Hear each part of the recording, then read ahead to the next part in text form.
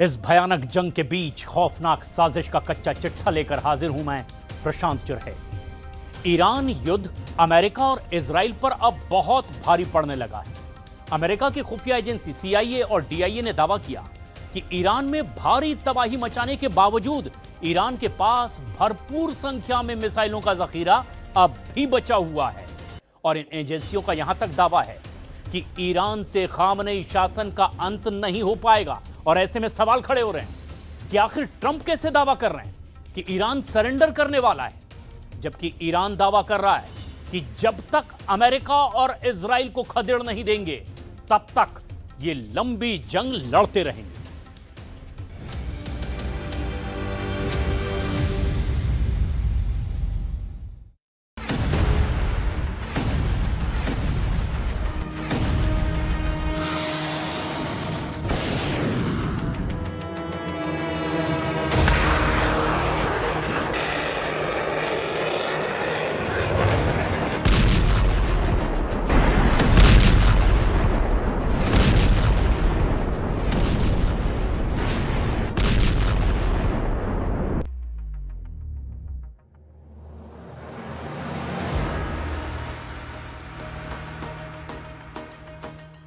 दो हफ्ते से ज्यादा की जंग में अभी तक अमेरिका और इजराइल मिलकर भी ईरान को घुटनों पर नहीं ला पाए हैं।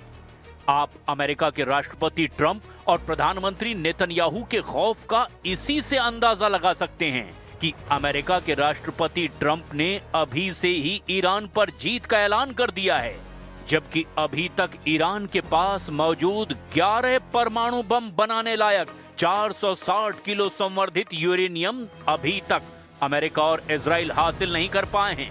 इसके अलावा अभी तक ईरान से खामनेई शासन का अंत भी नहीं हुआ है।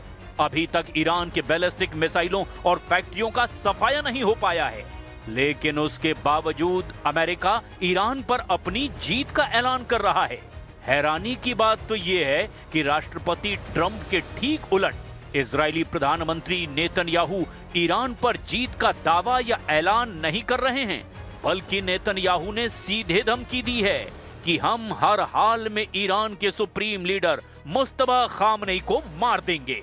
नेतन्याहू ने तो यहां तक कह दिया कि हम अभी लंबी जंग करेंगे।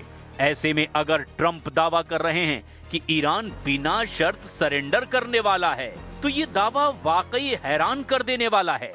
ईरान के राष्ट्रपति मसूद पजेश्कियन ने अमेरिका से दो टूक कह दिया है कि जो लोग ईरान के सरेंडर का सपना देख रहे हैं वो इस सपने को अपनी कब्र तक ले जाएंगे।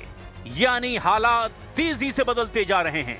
और हम शुरुआत करते हैं कि कैसे 2 हफ्ते से ज्यादा की जंग में अभी तक ईरान कैसे टिका हुआ है और तेल अवीव को कैसे भारी कीमत चुकानी पड़ रही है। मुस्तफा खामनेई को मार देंगे, मिशन पर नेतन्याहू।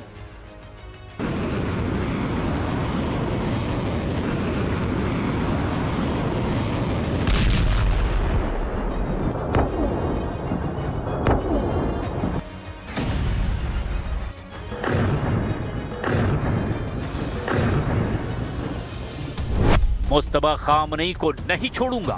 नेतन्याहू की इस धमकी से साबित हो गया कि अभी ईरान युद्ध लंबा चलेगा, चाहे ट्रंप दावा ये करें कि ईरान युद्ध हार चुका है। इसके पीछे की सबसे बड़ी वजह है ईरान के नए सुप्रीम लीडर मुस्तफा खामनेई, जो लगातार अमेरिका और इजराइल से बदला लेने की धमकियां न सिर्फ दे रहे हैं बल्कि ऐसा करते भी दिखाई दे रहे हैं। इस वक्त ईरान के राष्ट्रपति मसूद पजेश्कियन, NSA अली लारिजानी, विदेश मंत्री अब्बास अरागची समेत IRGC के सभी बचे हुए टॉप कमांडर अमेरिका और इजराइल से अब आर पार की जंग करने पर आमादा हैं। अमेरिका और इजराइल ने अब तक ईरान में 6000 से ज्यादा ठिकानों पर एयर स्ट्राइक की है। युद्ध के पहले 12 घंटे में ही लगभग 900 हमले किए गए थे। अमेरिका के ऑपरेशन एपिक फ्यूरी और इजराइल के रोरिंग लायन से ईरान लगभग तबाह हो चुका है। ईरान की 60% से ज्यादा मिसाइल दागने की क्षमता नष्ट हो चुकी है। इजराइल का दावा है कि उसने ईरान के 17 में से 10 वायुसेना अड्डों को भारी नुकसान पहुंचाया है और 300 से ज्यादा मिसाइल लॉन्चरों को बेकार कर दिया है। यहां तक कि ट्रंप ईरान के 50 से ज्यादा नौसैनिक जहाज और कई ड्रोन फैक्ट्रियों को तबाह करने का दावा कर चुके हैं।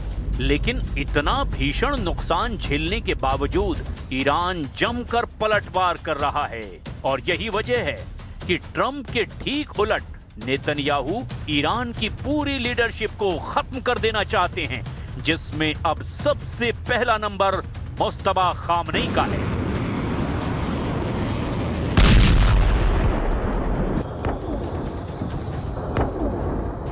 इजराइल के प्रधानमंत्री बेंजामिन नेतन्याहू ने कड़ा रुख अपनाते हुए कहा कि ईरान के सर्वोच्च नेता मुस्तफा खामनेई को भी बख्शा नहीं जाएगा। नेतन्याहू ने दो टूक कह दिया कि किसी भी आतंकी संगठन के नेता को नहीं छोड़ेंगे। नेतन्याहू ने दावा किया कि ईरान के खिलाफ अमेरिका और इजराइल का संयुक्त अभियान उम्मीद से बेहतर प्रदर्शन कर रहा है और इजराइल अब पहले से कहीं ज्यादा मजबूत है। नेतन्याहू ने यह भी कहा कि अमेरिका और इजराइल मिलकर ईरान के लोगों के लिए ऐसी परिस्थितियां बना रहे हैं जिससे वे अत्याचारी शासन को उखाड़ फेंक सकें। नेतन्याहू ने जोर देकर कहा कि अब पहले जैसा ईरान नहीं रहेगा और ना ही पहले जैसा पश्चिम एशिया रहेगा। Iran's leadership is in no better shape. Desperate and hiding, they've gone underground, cowering. That's what rats do. We know the new so-called not-so-supreme leader is wounded and likely disfigured. He put out a statement yesterday, a weak one, actually, but there was no voice and there was no video.